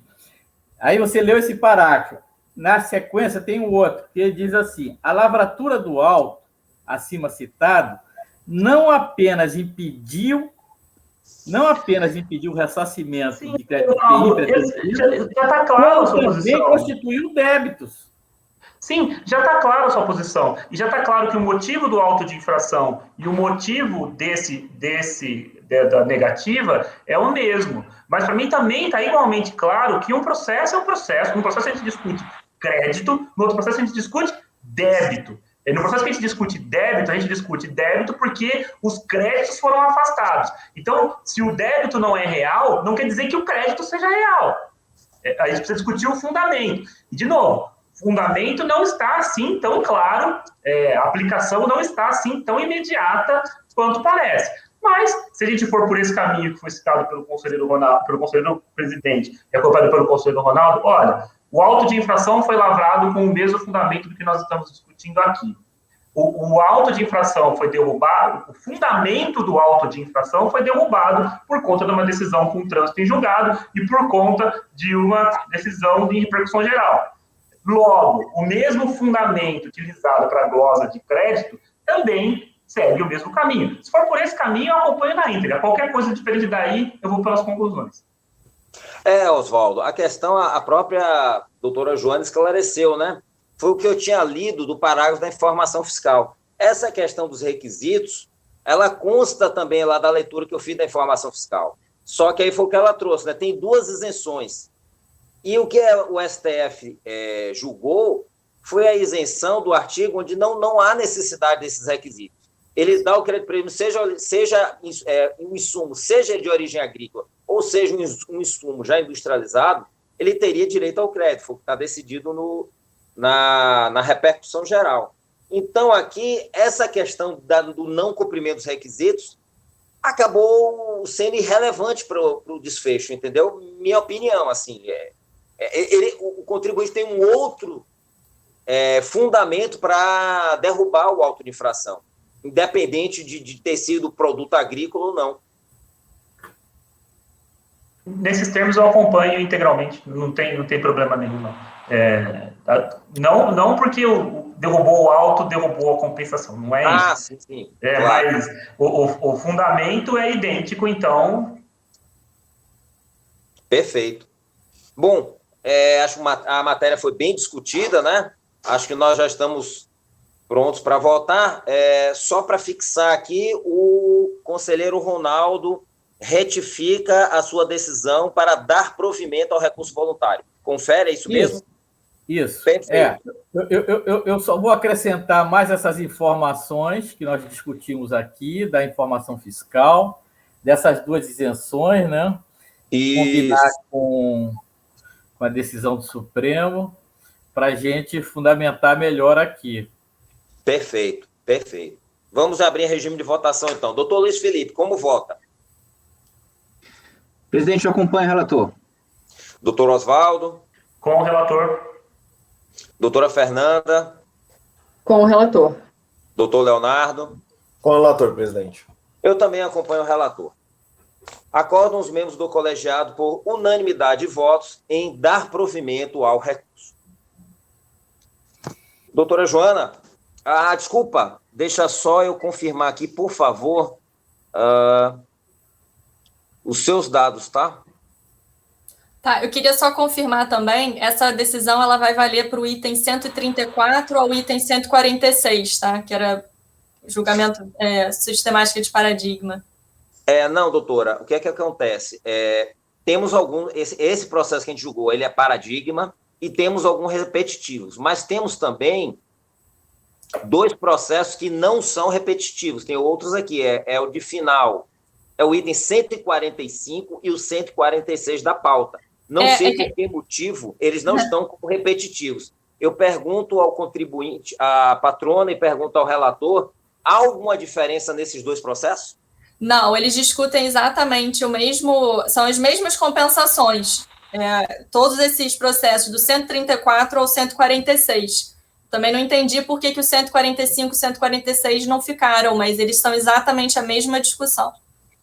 Exato, são outros períodos. Pelo que eu detectei, são 2 períodos bem posteriores, né? Isso. Esse 30, por exemplo, é 4º trimestre de 2011. Isso, e o 146 é o 1º trimestre de 2012. Tá ótimo, esclarecido então. Doutora Joana Esch, OAB Rio de Janeiro, número 171689, Ulloa Canta Advogados, correto? Correto. Vai constar a sua sustentação oral. Muito obrigado, doutora. Muito obrigado, boa tarde a todos. Boa tarde.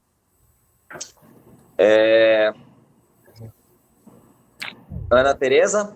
Sim, presidente. Eu queria lhe pedir, por favor, para convocar a doutora Diana Piatti, patrona da Dell Computadores, item 148 e 149, por favor. Ok, presidente, cadê a convocação? Obrigado. Item 148 e 149 da pauta. Doutora Diana, seu processo será julgado agora. Por gentileza, verifique mensagem privada no chat.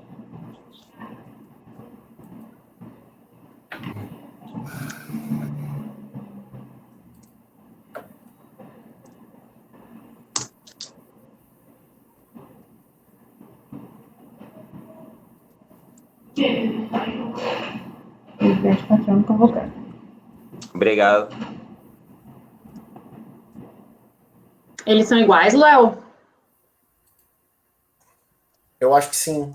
Deixa eu ver. Doutora Diana? Tudo bem? Boa tarde, conselheiros. Como vai?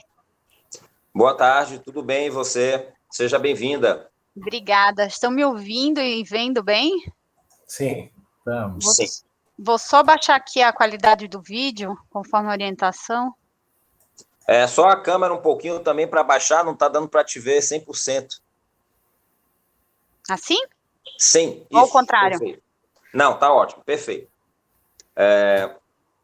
Doutora Diana, a senhora é patrona da Dell Computadores, não é? Isso. Item 148 e 149 da pauta.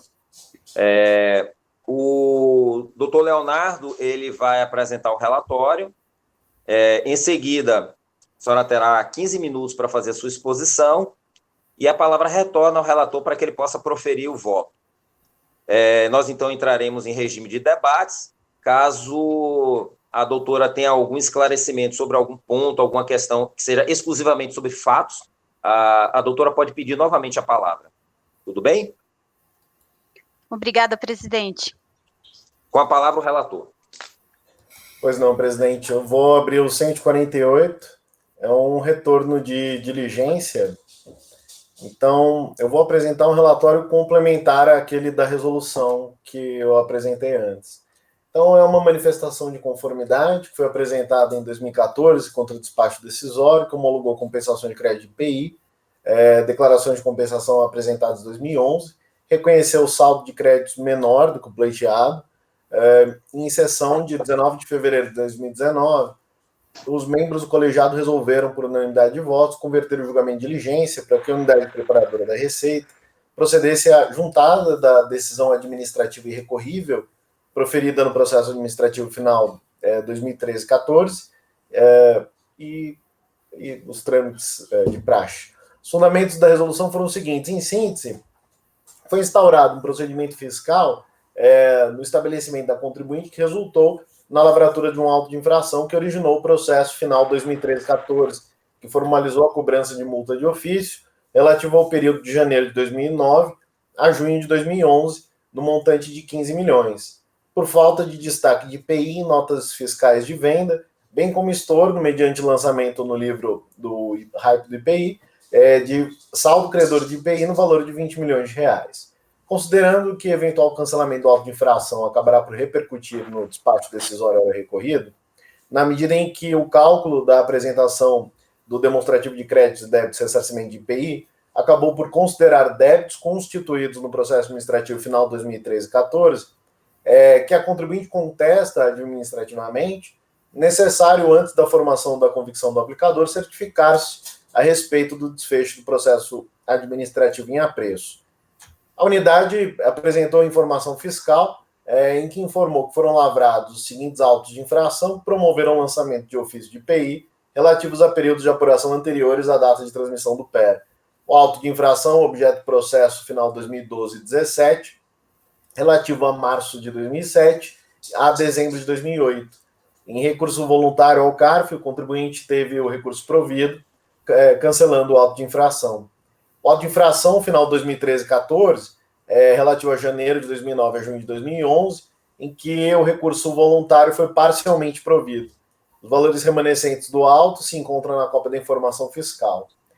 E o auto de infração do processo final 2015-10, relativo a julho de 2011 a outubro de 2014, os valores lançados não foram cobertos por créditos existentes na escrita fiscal, quando da reconstituição da escrita, ou seja, todo o valor lançado foi cobrado no auto de infração, razão pela qual ele não interfere nos pedidos de ressarcimento, segundo a unidade. A partir das premissas, foi apresentado um novo demonstrativo do excedente do crédito básico, e eu faço a transcrição. Então, referente ao segundo trimestre de 2010, o valor solicitado de 27 milhões, o valor a reconhecer de 22 milhões, logo uma glosa de 5 milhões. De sua parte, a recorrente apresentou petição em que informa que o processo administrativo final 2013-14 pende de julgamento de recurso especial, sustentando que não teria sido cumprida a diligência, faz alegações, mas em consulta ao Comprote verifica-se que o processo foi arquivado. É o relatório, presidente. Então, como vai ter sustentação, eu paro por aqui. Perfeito, então. Doutora Diana, são 15h16, a senhora tem 15 minutos. Obrigada, conselheiros. Eu fiz até uma apresentação aqui, vou ver se eu consigo... Compartilhar dividir. a tela. Não sei se eu fiz certo. Vocês conseguem enxergar? Foi, deu certo. Sim, certo. sim. Na verdade, o caso, como bem relatado pelo conselheiro Leonardo, ele é relativamente simples nas questões fáticas aqui. Foram realmente dois PERs aqui convertidos em declaração de compensação com relação a um período, né? Aqui a gente está falando de fatos geradores para o ressarcimento do IPI do primeiro trimestre de 2010 e no segundo processo do segundo trimestre de 2010, mas desde o início toda a análise relativa a esse processo ela estava vinculada a esse que eu vou chamar final 2013-14. Esse processo, ele de fato, no curso dessa análise desse processo aqui, quer dizer, da primeira vez que ele foi aqui analisado por essa turma, ele não tinha ainda sido encerrado. Então, estava pendente de julgamento aquele outro caso, e o outro caso, o que diz o outro caso? O outro caso é uma análise de débitos de IPI relativo a um período em que o fiscal não exigiu um apagar de IPI, por quê? Porque ele recompôs o saldo credor utilizando os créditos que são objetos desse processo aqui. Então, considerando essa premissa de vínculo dos dois processos, acho que foi convertida à época em diligência a resolução proferida aqui de maneira unânime para essa turma, para que se aguardasse o encerramento do processo, né? Quando apresentamos a manifestação, que é essa manifestação que o conselheiro Leonardo, o relator, faz referência, na época não tinha ocorrido ainda o trânsito em julgado, que se encerrou, se eu não me engano, agora em janeiro de 2020, ou fevereiro de 2020, ou 2021, acho que agora, no começo do ano. Então, a situação que nós temos hoje é um processo de ressarcimento parcialmente deferido, né, que foi vinculado a um processo 2013-14. Há elementos nos autos aqui que permitiriam, ao menos do ponto de vista fático, análise independente do crédito. Com isso, eu quero dizer que as razões de mérito foram trazidas também aqui para reconhecimento do crédito, inclusive as provas atinentes a isso, mas desde o início ficou estabelecida uma vinculação, né, com o processo e o resultado de um do outro.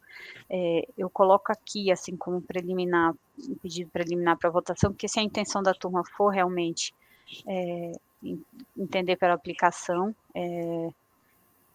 então o resultado daquele processo que já transitou em julgado seria aplicado aqui, seria os termos que a diligência já formulou, quer dizer, a manifestação da diligência, que é essa que o conselheiro relator fez referência, ela reconheceu o crédito no limite daquele crédito que foi reconhecido no processo administrativo 2013-14, apropriando o saldo credor aqui. Então, acho que inicialmente são essas considerações, mas eu queria ficar à disposição aqui dos senhores para quaisquer dúvidas ou qualquer comentário com relação à mesma questão enfática desse processo. Perfeito, doutora Diana, muito obrigado. Com a palavra o relator. Pois não, presidente, eu trouxe uma proposta de voto, estou evidentemente aberto aqui às considerações de vocês, principalmente se a doutora Diana tiver algo a acrescer aqui, conhece muito melhor o processo que todos nós, então eu vou ler o voto, vou fazer o conhecimento, conforme lá está na matéria de fundo, se restringe a um despacho decisório, que homologou as compensações com crédito de IPI do segundo trimestre de 2010, contidas nessas declarações apresentadas em 8 de novembro de 2011, mas reconheceu um saldo de créditos menor do que o pleiteado relativamente ao valor ressarcido em espécie. Delimitada a controvérsia, como bem indicado na decisão, toda a matéria de mérito discutida pela interessada em sua manifestação de conformidade é, na verdade, matéria própria dos autos de infração e devem ser exclusivamente resolvidas no âmbito dos respectivos processos. Em relação ao saldo credor, a sua formação depende das decisões tomadas nos processos finais 2012 e 2017, períodos de março de 2007 a dezembro de 2008, e 2013 e 2014, períodos de janeiro de 2009 a março de 2010. Então, nessa linha, não existem reparos a ser feitos nas informações que foram fornecidas pela unidade na sua manifestação. É importante observar que a ordem de transmissão dos PER, em muitos casos, não seguiu a ordem cronológica dos trimestres, conforme se verifica no demonstrativo de folha 7.350. Situação que aumenta o grau de complexidade da apuração do direito creditório. A fim de atender ao solicitado no acórdão, por meio do demonstrativo de excedente de crédito básico em anexo, foi promovida uma nova reconstituição da escrita da contribuinte até o mês anterior à data da transmissão do PER. Nessa reconstituição, foram desconsiderados valores lançados de ofício no processo final 2012-17, em razão do seu cancelamento. Para tanto, os saldos do livro do IPI de folhas tais serão acrescentados pela diligência, né? Os valores reconhecidos no pedido de ressarcimento transmitidos em datas anteriores, ainda que se refiram a trimestres posteriores aos analisados, valores remanescentes do auto de infração, objeto do processo final 2013-14. Então, por meio demonstrativo, a diligência verificou que o valor, primeiro, solicitado pela contribuinte no PER é de 27 milhões, o saldo passivo de ressarcimento de 22, e o saldo passivo de ressarcimento permaneceu na escrita fiscal da contribuinte, pelo menos até a data da transmissão do pedido.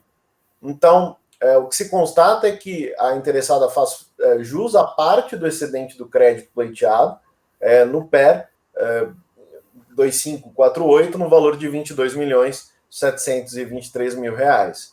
Esse valor foi estornado apartado da escrita fiscal, né? Então, é a glosa a que eu me referi.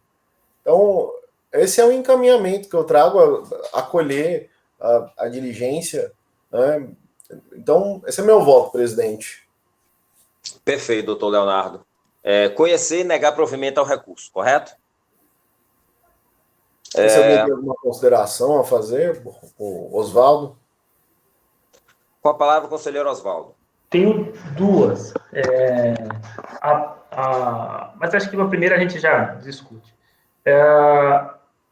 Quando baixou em diligência, pelo que eu entendi do relatório, a unidade de origem, ela considerou os débitos lançados no auto de infração. Ou seja, ela reduziu o crédito do período porque ela considerou os débitos do auto de infração. É isso? Sim, é isso, né, doutora? Eu acho que sim. Na verdade, temporalmente... Perdão, posso falar? Desculpe, claro. Eu esqueci, eu levantei a mão, mas estava no mute, me atrapalhei aqui com os recursos tecnológicos. Sem problema. A glosa foi feita já posteriormente ao auto de infração, então, na verdade, foi o contrário. A decisão da diligência, ela tinha que aplicar a redução do auto de infração, que o auto de infração era um valor maior, e a decisão foi parcialmente favorável ao contribuinte, ou seja, consumiu menos crédito de IPI do que inicialmente, e aí esse valor é que ele voltou na escrita dentro da recomposição do saldo. Tá, mas agora o que a doutora está dizendo agora é que eu ainda não consegui entender 100%. O auto de infração foi jogado parcialmente procedente, ou seja, manteve algum débito e esse débito foi considerado na diligência na baixa dos autos que o conselheiro Leonardo, que nós, da turma, seguindo o voto do conselheiro Leonardo, determinamos. É isso? Isso. Ele aplicou o resultado 2013-14. Então é isso, perfeito. Então esse primeiro ponto eu entendi perfeito. E o segundo ponto, que eu fiquei com dúvida, esse crédito, então, conselheiro Leonardo, de 22 milhões, já havia sido reconhecido? Sim. Porque se sim, aí realmente é negar provimento, porque ela já tinha tudo, e ela só queria o restante. Agora, se não tinha sido reconhecido ainda, aí acolher para dar parcial provimento. É só essa. Foi o que eu tinha entendido, mas, doutora Diana. Aproveitando, doutora Diana, que a senhora já vai falar, eu só queria também lhe perguntar, e também ao relator, sobre o resultado dessa diligência, a empresa apresentou manifestação? Apresentou. Tá, tudo bem. Doutora, pode falar. Foi uma manifestação simples, só dizendo que deveria ser aguardado o encerramento completo do processo 2013-14, porque ainda estava pendente de julgamento de recurso especial. Mas, no fim, a decisão proferida pelo CARF foi a decisão mantida, porque o recurso especial não foi admitido. Eu ia só, na verdade, fazer um questionamento antes de responder a pergunta, porque são dois itens em julgamento, né, o 148 e o 149. E apesar do histórico do processo ser o mesmo, os valores são diferentes. E no agora eu não sei se o 148 ou 149, o valor reconhecido agora em razão da diligência, nos dois, na verdade, hoje a gente tem um reconhecimento de crédito um valor maior, então seria, dentro da minha análise, né, salvo deliberação e juízo dos senhores de maneira diferente, um reconhecimento maior do crédito do que aquilo que tinha sido inicialmente deferido. Então, Mas isso é uma questão matemática ali de aplicação do resultado do 2013-14. Talvez fique mais fácil. Eu lembro que na diligência, na manifestação da diligência, que eu até vou ver se eu tenho aqui fácil, na própria extrato da diligência, o fiscal ele coloca assim o valor inicial, o deferimento. Eu posso dar uma olhada aqui, presidente, se não atrapalhar muito o andamento, porque eu acho que eu tenho aqui a Não, tela. tudo bem. Ou se Mas os senhores têm acesso no processo, né? Os senhores têm acesso ao processo. Talvez seja Sim. mais fácil olhar o processo de trás para frente, uma das últimas folhas. Mas também parcial provimento para catar a diligência não tem nenhum risco, né?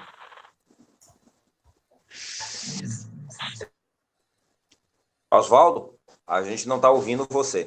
Não, eu só estava falando 0, 0, 0, 0, 0. Ah. Não tem nenhum risco. Não tem. Eu achei aqui, se os senhores quiserem ver.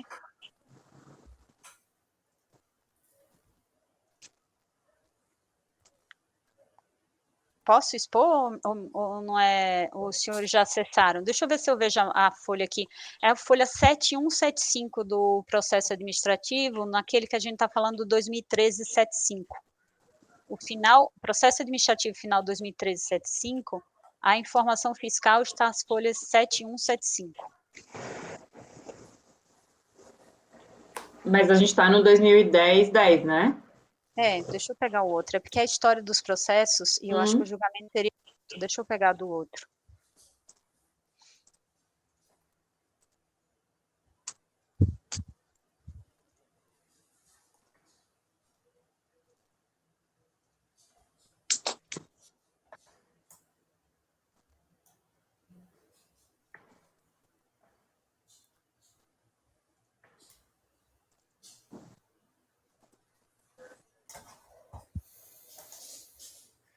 Do outro, eu acho que infelizmente não está baixado aqui, eu teria que baixar. Ah, não, 2013-10, tá sim. Eu já abri aqui também, doutora. Eu já vejo aqui, não se preocupa não. Folha 7353. Eu estou abrindo aqui também.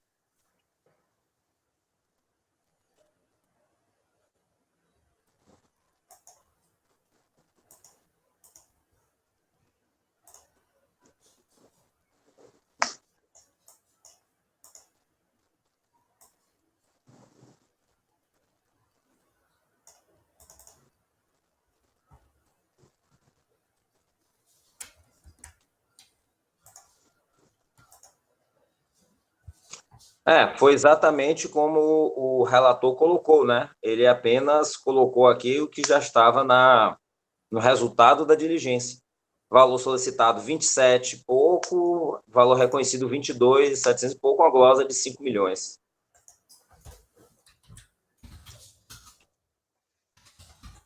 É meio complicado a gente contestar esse resultado da diligência sem uma planilha de cálculos, né, sem alguma coisa que possa confrontar os valores que foram levantados na diligência. Presidente, mas pelo que eu vi aqui, na folhas 2, primeiro parágrafo, está dizendo lá, por meio do despacho decisório de folhas 2946 2956, o crédito pleiteado foi reconhecido parcialmente no valor de 22.120.966,98. Aí tem tudo lá correndo, blá, blá, blá, blá, blá, blá, blá, blá. Aí ele vai lá e conclui que por meio desse demonstrativo verifica-se que o saldo passivo de ressarcimento para o segundo trimestre de 2010 é de 22.723.695. Ou seja, ele aumentou em R$500 mil o valor do crédito. E ele fez as contas. A gente desceu para ele fazer as contas, né? Então, parcial provimento para o recurso mesmo. Ah, sim. Seria parcial. É porque eu acho que no final a redação lá da informação fiscal não foi tão clara, né? Mas quando você começa a ler lá em cima que ele fala quanto foi deferido inicialmente, você vai acompanhando, aí fica mais evidente isso, que é o que o conselheiro estava mencionando. Mas é essa sim a situação. Quando ele aplicou o resultado, ele reconhece mais um pouquinho de crédito. Pouquinho de R$500 mil, é pouquinho bastante. Mas era um pouquinho pra total de empresa. 29 milhões, né? Não, mas era um total de 29 milhões, né? Que foi o crédito do ressarcimento do período. Então, é comparado com isso, na verdade. Brincadeira, doutora, a gente entende. Seria, então, um provimento parcial nos termos da informação fiscal, aí o relator é que decide a melhor redação. Certíssimo. Perfeito.